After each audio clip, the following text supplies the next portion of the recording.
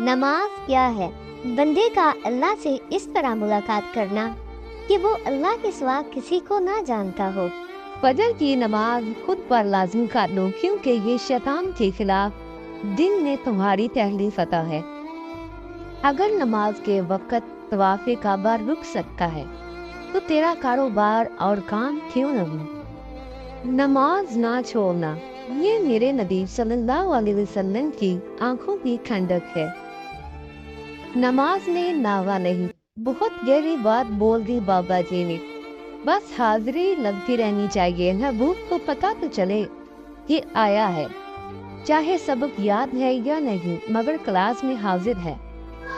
نماز شیطان کی شکست اور مومن کی جیت ہے۔ ہر انسان کو یہ فکر تو ہے کہ میرے مرنے کے بعد میری اولاد کا کیا ہوگا، لیکن کسی کو یہ فکر نہیں کہ میرے مرنے کے بعد میرا کیا ہوگا۔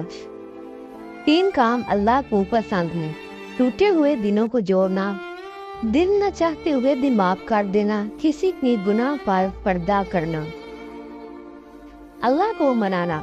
اللہ اس دل کو کبھی اپنے کن سے محروم نہیں رکھتا جو ٹوٹ کر بھی وقت تہجد اللہ کو منانا نہیں چھوڑتا۔ بے شک منافق کی 3 نشانیاں ہیں: بات کرے تو جھوٹ بولے، وعدہ خلافی کرے، امانت میں خیانت کرے۔